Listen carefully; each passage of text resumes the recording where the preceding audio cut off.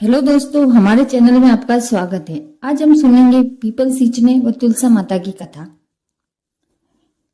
एक गांव में एक गुजरी रहती थी। वह गांव में दूध दही बेचने का काम करती थी। उसके दो बहुएं थी। बड़ी बहू बहुत ही सीधी व सरल स्वभाव की थी। एक बार गुजरी ने दोनों बहुओं को बुलाया और कहा, मैं तीर्थ दर्शन के लिए जा रही हूँ। तो बड़ी बहू, तुम गांव में दूध दही बेचने का कार्य करना और छोटी बहू तुम घर के कार्य करना। उस समय वैशाख मास चल रहा था।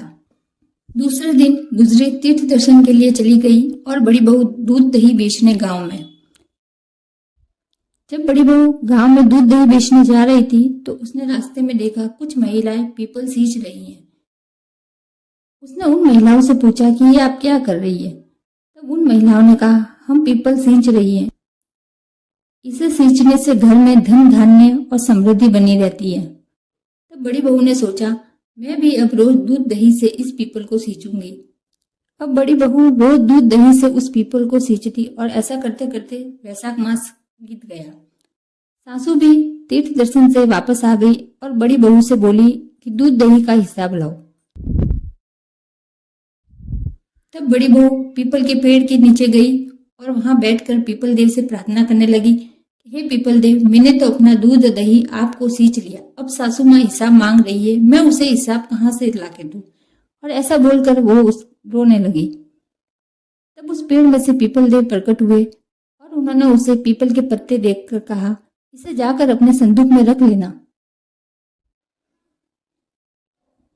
बहू वो पत्ते घर लाकर संदूक में रख देती है।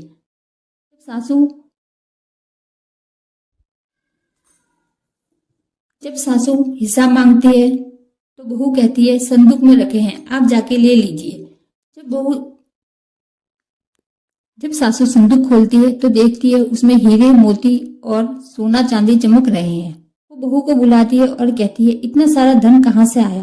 तब बहू उसे सारी बात बता देती है। अगले वर्ष वैशाख मास में सासू फिर से तीर्थ दर्शन के लिए जाती है। तब छोटी बहू कहती है, इस बार गांव में दूध दही बेचने मैं जाऊंगी और बड़ी बहू घर के कार्य करेगी। सासू कहती है, जैसा तुमको ठीक लगे। दूसरे दिन सासू तीर्थ दर्शन के लिए चली जाती है और छोटी बहू दूध दही बेचने। छोटी बहू दूध दही बेचकर हांडी में पानी मिलाकर पीपल देव को सींचती है। ऐसा करते करते पूरा वैशाख मास बीत जाता है और सासू माँ तीर्थ दर्शन से लौट आती है। सासू माँ आकर छोटी बहू से बोलती है, छोटी बहू, अब दूध और दही का हिसाब लाओ। तब छोटी बहू पीपल के पेड़ के नीचे जाकर पीपल से कहती है, हे पीपल देव, मैंने तो अपना सारा दूध दही आपको सींच दिया। मेरी सासू हिसाब मांग रही है, मैं उसे हिसाब कहाँ से दूं। तभी पीपल देव प्रकट होते और उसे पीपल के पत्ते देकर कहते हैं, इसे जाके संदूक में रख देना। छोटी बहू घर जाकर वो पत्ते संदूक में रख देती है। जब सासू माँ हिसाब मांगती है तो बोलती है, सासू माँ संदूक में रखा है, जाकर ले लो। जब सासू माँ संदूक खोलती है तो उसमें कीड़े मकोड़े रेंग रहे होते।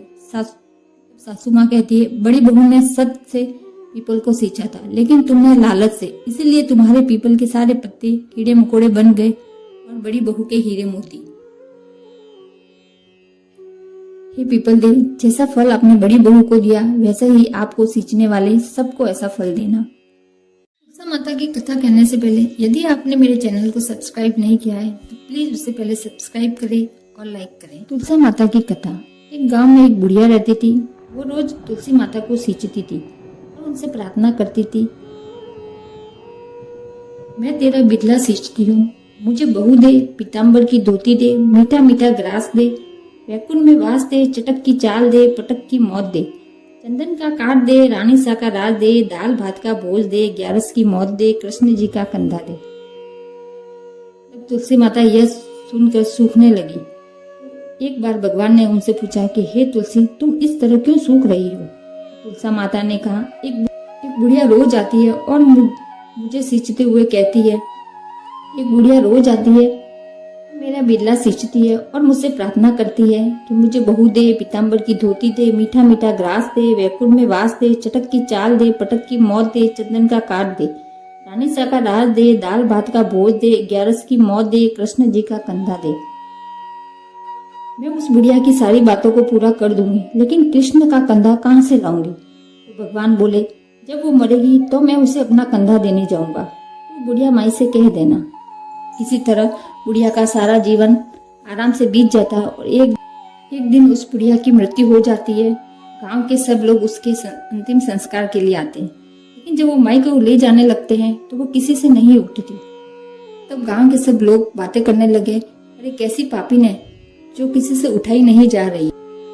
तभी वहां भगवान एक ब्राह्मण का रूप धारण करके आते हैं और लोगों से पूछते हैं कि हे भाइयों, यहाँ क्या हो रहा है, इतनी भीड़ क्यों लगा रखी है? तब गांव वाले कहते हैं, एक बुढ़िया मर गई है, लेकिन ऐसी पापिन थी कि किसी से उठाई नहीं जा रही।